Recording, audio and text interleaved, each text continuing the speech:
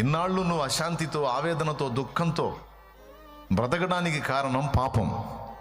అది నీ పితరులదై ఉండొచ్చు, లేదా నీ నుండి జరిగిందై ఉండొచ్చు. ఈ పాపం వలన మానవుడికి ముందు మనశ్శాంతి కరువైపోతుంది. సకల ఐశ్వర్యాలున్న మనోవేదనతోనే బతుకుతుంటాడు. సరే, ఈ భూమి మీద బాధలు, వేదనలు, దుఃఖాలు, కష్టాలు, కన్నీళ్ళు ఏదో శరీరం అన్నప్పుడు వస్తుంటేలే అనుకుని ఏదో ఈ 70, 80, 90, 100 ఏళ్ల లోపు కదా బతికేద్దాం, లేటనే ఎట్లా ఈడుద్దాం అని అనుకుంటే చచ్చాక ఈ పాప ఫలితంగా నరకం ఉంది.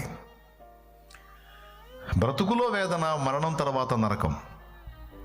పాపం సింపుల్గా పోదు. కాబట్టి ఇప్పుడు ఈ పాపము నుంచి మనం మళ్ళుకోవాలి. పాపము నుండి దేవుని వైపు మళ్ళుకోవాలి. రక్షింపలేని వాటి వైపు నుంచి కూడా వాటిని విసర్జించి,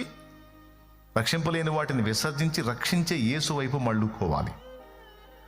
దేని వైపు నుంచి మళ్ళుకోవాలి చెప్పండి? రక్షింపలేని వాటి వైపు నుంచి మళ్ళుకొని ప్రభు వైపు తిరగాలి.